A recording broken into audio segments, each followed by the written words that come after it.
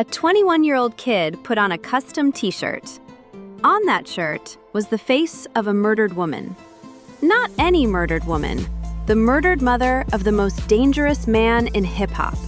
And he wore it on camera, smoking, smiling.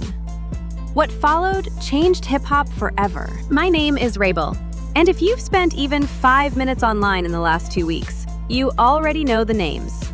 T.I. Clifford Harris, Curtis Jackson, 50 Cent. Two of the most decorated names in the history of Southern rap and New York rap, respectively. Between them, 11 studio albums, 5 Billboard Hot 100 #1 singles, multiple prison sentences, multiple comebacks, and one of the longest-running Cold Wars in hip-hop history. But this is not the story of a rap beef. Not really. This is the story of what happens when two men who have survived everything, bullets, federal charges, public humiliation, the complete collapse of their cultural moment, decide that the last fight of their careers will be fought not with music, but with memory, with cameras, and with the graves of the dead. Here are the people involved. T.I., 45 years old, born Clifford Joseph Harris Jr. in Atlanta, Georgia, the self-proclaimed King of the South. A man who has released 11 studio albums, starred in films, built the Grand Hustle label empire, and survived 2 federal prison sentences.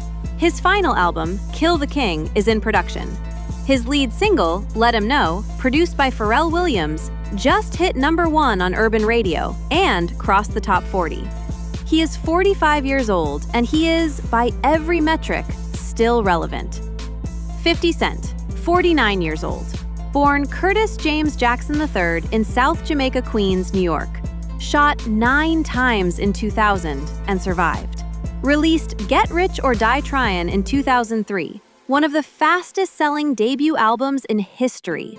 Executive produced Power, one of the longest-running prestige dramas in Starz history. And in December 2025, executive produced Sean Combs' The Reckoning for Netflix, a 4-part documentary that pulled 21.8 million views in its first 6 days. 50 million views total, the most watched documentary on the platform that year. The weapon of choice has changed. To understand why we're here, you have to go back to February 6th, 2026. That appeared on Nightcap with Shannon Sharpe and Chad Johnson. He wanted a Verzuz battle. For those unfamiliar, Verzuz is a format. 2 artists, song for song, in front of a live audience. A celebration, a flex-off.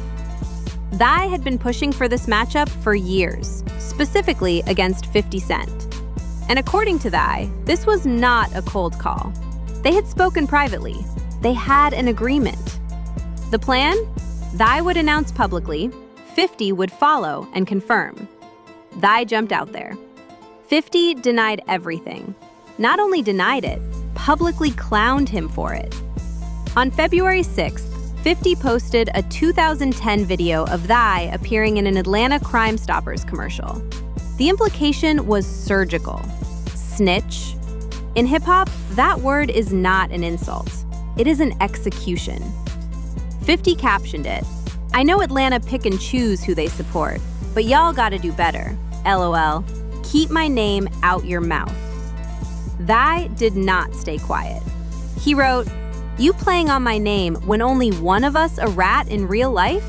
You know I got your paperwork, right? My transcript is available online. Get your ED in the box, or STFU and live in fear. You soft son." Just like that, the Verzuz battle was dead, and a war had begun. What you need to understand about this specific moment, and this is the detail most coverage missed, is that Thai was in the middle of rolling out his final album, Kill the King, his retirement announcement, his legacy statement, a project featuring Dr. Dre, a project featuring Pharrell, a project that was supposed to be Thai's curtain call after 25 years in the game. 50 Cent did not fire back with music. He fired back with a Crime Stoppers commercial. And the rollout that was supposed to be about Thai's legacy became about Thai's past. That was not an accident. That was a preview. Things escalated when 50 went further. He posted unflattering images of Tiny Harris, Tamika, Di's wife, mother of his children. He captioned one, "I keep saying, keep my name out your mouth." He posted a meme of Tiny and their son, King Harris, captioned, "God don't like ugly." Targeting a man's wife and child is a line in hip-hop. It is recognized. It is known. And for the Harris family, it activated everyone. Di dropped War. The same day he dropped The Right One, branding 50 a 5-0 dispatcher, a direct snitch allegation, claiming to have prison paperwork with 50 Cent's name in it. 4 diss tracks in total: War, The Right One, Lessons, What Bully. 4 tracks from one of the South's most decorated rappers. Then his son Damani, 24 years old, dropped Ms. Jackson, using J. Cole's Poor Thing beat, sampling Outkast. And in the first verse, Domani did something that shocked the culture. He rapped directly to 50 Cent's dead mother. "Are you happy with the way he been holding your family name? I need to know 'cause I can't sleep at night thinking you died in vain." The second verse closed. "The next time you missing mama, I can send you right to her." The war had found its lowest level. And then it went lower. King Harris is 21 years old, T.I.'s youngest son. He watched his father get publicly humiliated. He watched his mother's image mocked on social media by one of the most followed men in hip-hop. He watched his brother go to war in verse. And then he decided he was going to war too. King Harris dropped Made Man first. The message was direct. "Don't disrespect my mother." He followed it with Say Less. And in the music video for Say Less, King Harris wore a custom t-shirt. On that t-shirt was the face of Sabrina Jackson. Sabrina Jackson, Curtis Jackson's mother, murdered in 1983 when 50 Cent was 8 years old. Her death was never solved. No case was ever filed. No arrest was ever made. King Harris wore her face as a costume, as a weapon, smoking, smiling, on camera. The weapon of choice has changed. Rick Ross, a longtime rival of 50 Cent, saw the post immediately. He left a comment asking for the same shirt in a 3X. The culture read that as alignment, endorsement. Beyonce's mother, Tina Knowles, reposted a photo of Tiny Harris, interpreted as backing the T.I. camp. The sides were forming. 50 Cent noticed. He posted about Tina Knowles. "I'm not gonna do it, but things is getting weird." And through all of this, through 4 diss tracks from T.I., through Ms. Jackson directly addressing his dead mother, through the t-shirt that put Sabrina Jackson's face in a music video, 50 Cent did not drop one song. He stayed on Instagram. He kept posting memes. He kept trolling. And people started to wonder, is 50 Cent working on something else entirely? But before we get to that, and we will get to that, the most important moment in this entire story is not the t-shirt. The most important moment is what T.I. said after he saw it. During a sit-down with the Ebro, Laura, and Rosenberg show, T.I. reflected on his son's involvement. He said, "No, I don't enjoy it. I spent so much time trying to get this Lil in off the ledge. Now he has justifiable means to undo all of the teaching that I've been teaching." He was proud his sons defended their mother. He understood it. He did not try to erase it. But when asked when things went too far, when was the moment he felt it had crossed a line, T.I. pointed to exactly one thing.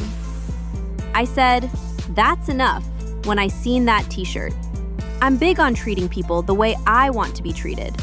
I don't just be out here doing unto others how I don't want to be dealt with." T.I. is a man who has been in the streets, in the courtroom, in the prison system, and in the recording booth. He has survived things most people cannot imagine. And this man, said a t-shirt with a murdered woman's face on it was too far. Comment below right now. Was King Harris right to fight back at all costs? Or did he cross a line that can never be uncrossed? Drop your answer, and let me know if you think 50 Cent is actually going to drop this documentary. Now, King Harris was not done. Before the t-shirt moment, he had already done something else. Something that, if it proves real, could be more explosive than any music ever made in this beef. King Harris posted to Instagram what he described as a 2009 federal document related to the murder investigation of one Loie Mac Fletcher. The filing referenced an anonymous call placed to investigators. Investigators, according to the document, traced that call to Curtis Jackson, 50 Cent. The document stated, after further investigation, it was discovered that the phone used to place the anonymous tip was connected to Curtis 50 Cent Jackson. Jackson confirmed that he was the person who placed the anonymous call and that he was in fear of his life following the death of Loie Mac Fletcher. Let that land. 50 Cent, the man who called T.I. King Rat, the man who built his entire mythology on never cooperating with authorities, allegedly placed an anonymous tip to federal investigators. King Harris was 21 years old when he posted that document. Screenshots circulated globally in under an hour. 50 denied it, flatly, said he had never cooperated with authorities in his life. But the document was out. The screenshots were everywhere. And as any media lawyer will tell you, the denial barely matters once the allegation is in circulation. Here is the angle that nobody else is covering. The t-shirt was not the nuclear option. The diss tracks were not the nuclear option. The federal document, real or fabricated, was not the nuclear option. The nuclear option was posted on March 5th, 2026, and then deleted 8 minutes later. 50 Cent shared a screenshot of a headline on Instagram. The headline read, 50 Cent reportedly developing Surviving T.I. and Tiny documentary. His caption, remember how quiet I got before the Diddy doc? Dame thought I wasn't coming. I hope this doesn't mess up your promo tour. They're gonna ask about your 20 sexual assault cases. You might want to talk to a crisis PR person. Let us break this down line by line, because every single word in that caption is doing heavy work. Remember how quiet I got before the Diddy doc? He is telling you this is the same playbook. He is telling you he has done this before. He is reminding you that his silence before Sean Combs' The Reckoning lasted over a year, and then the documentary dropped on Netflix to 21.8 million views in 6 days. Dame thought I wasn't coming. This is not just about Dame Dash. This is a general statement to every person who assumed 50 had moved on when he went quiet. He never moves on. He plans. I hope this doesn't mess up your promo tour. He knows T.I. has an album dropping. He is specifically targeting the rollout. He is saying, your Kill the King rollout, your farewell, your legacy statement will be buried under this documentary if I move forward. They're gonna ask about your 20 sexual assault cases. You might want to talk to a crisis PR person. This is the most surgical line, because the allegations are real. They are documented. They are publicly filed court records. And while the vast majority of the associated lawsuits were dismissed in court, including a federal civil suit dismissed in August 2024, dismissed is not the same as disproved in the court of public opinion. What are the allegations? Beginning in 2021, attorney Tyrone Blackburn held a press conference representing over 30 women. Allegations of forced drugging, sexual assault, and trafficking spanning 2005 to 2015 across Georgia and California. The New York Times reported speaking to 5 alleged victims and reviewing corroborating messages and photographs. The Los Angeles District Attorney declined to prosecute, citing statute of limitations. T.I. and Tiny have consistently denied every allegation, calling them, in their words, salacious, fabricated stories. No criminal conviction has ever been entered. No arrest was ever made. But here is what makes 50 Cent's threat genuinely dangerous, and it is the fact that most coverage has missed. T.I.'s own defamation lawsuit against Sabrina Peterson, one of the original accusers, is scheduled for trial on June 9, 2026 in Los Angeles. That trial will put these allegations back in the public spotlight, regardless of whether 50 ever turns on a camera. The real reckoning may not come from 50 Cent. It may come from a federal courtroom in California. 50 does not need to produce a single frame of footage to win this round. The threat alone redirected every interview T.I. was doing about Kill the King into questions about the allegations. That is a strategic victory before a single camera rolls. The name Surviving T.I. and Tiny is a deliberate choice. It echoes Surviving R. Kelly, the Lifetime series credited with building public pressure that contributed to R. Kelly's 2019 federal indictment and eventual 30-year sentence. 50 then applied the same naming convention to his Diddy documentary. R. Kelly, then Diddy, now T.I. This is not a beef anymore. This is a pattern. As of this video, the feud is active on every front simultaneously. Let me walk you through the current state of play. T.I.'s lead single, Let Him Know, produced by Pharrell from Kill the King, hit #1 on urban radio and crossed into the top 40. It's his highest charting solo entry in over a decade. The beef did not kill his momentum. In a twist that should be studied in business schools, it amplified it. Every person who clicked on the beef story found the music.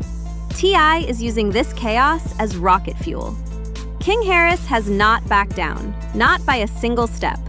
After his father said the t-shirt was too far, King acknowledged the sentiment and then continued recording. He is 21 years old, and he has decided that defending his mother is not subject to negotiation. Whether you believe he went too far or not, understand what it means to watch your mother publicly mocked by one of the most powerful men in hip-hop. What would you have done? Damani Harris, 24, remains active. His Miss Jackson record did what T.I.'s tracks could not. It went personal. Not into allegations, not into street credibility, straight to the human being beneath the 50 Cent mythology. And 50 Cent, man of steel, master of trolling, the man who once rapped, "I've been hit with a few shells, but I don't walk with a limp," did not respond directly to Ms. Jackson. Not once. Meanwhile, 50 responded in his typically indirect way. He posted a fake ENI award on Instagram captioned, "Goes to old rappers still trying to battle rap. ChatGPT told me that. I don't need to rap. You need me to rap. LOL, get the fuck off my page." He also quietly dropped bars referencing T.I. and Tiny's sexual assault allegations in the theme song for Power Origins, a new installment of his Power TV universe. The song No One Told Us features Leon Thomas. The bars are there. Listen carefully. 50 technically responded on record, just not in the format T.I. expected. Peak 50 Cent behavior. And then, in the same deleted Instagram post that announced the documentary, 50 hinted at new music of his own. Weeks of saying he would never get in the booth again, and suddenly, new music is coming. Whether that means a direct diss track, an album, or another themed TV song, nobody knows. T.I. responded to the documentary threat with exactly the energy you would expect from a man who has spent 25 years not backing down. He wrote on Instagram, "We can go bar for bar, hit for hit, or doc for doc. Either way, all you're gonna do is show how much of a fan you is." He followed up with a family photo. Tiny, his children, his people, all together. The message was intentional. You can come for me, but this unit is unbreakable. Tiny Harris, who had been conspicuously quiet through much of the beef, finally addressed it publicly. Her message was simple and direct. They're my biggest flex. Not the diss tracks, not the victories. Her sons standing up for her. That was the flex. The single greatest quote in this entire story came from T.I. during his Ebro and Rosenberg interview. He said, "Ultimately, all of the quietness that we're witnessing right now from Dude, what would have happened if that quietness was practiced at the beginning? Absolutely nothing. We wouldn't be here. You started this. If you had stayed quiet from the beginning, none of this would exist." But 50 did not stay quiet, and now, neither would T.I. I need to ask you something directly, and I want you to actually answer this in the comments, because I genuinely want to know what you think. When 50 Cent uses a murdered woman's memory, his own mother, as part of his public persona, while simultaneously producing documentaries about other people's alleged crimes, is he delivering justice, or is he weaponizing trauma? Drop your answer below. There is no wrong answer, and I promise I am reading every single one. Because here's the thing that keeps me coming back to this story. Both men are simultaneously right and wrong. And that is the hardest kind of story to tell. I did not start this beef. He wanted a Verzuz, a celebration. He was in the middle of the most important album rollout of his career. He got clowned publicly and responded. He was defending his wife and his children when 50 came for them. By any traditional measure, T.I. is the victim of this story. And yet, the allegations against him and Tiny are not nothing. Over 30 women came forward. The New York Times reviewed corroborating evidence. The lawsuits were dismissed on procedural grounds, not factual ones. There are questions that no court has definitively answered.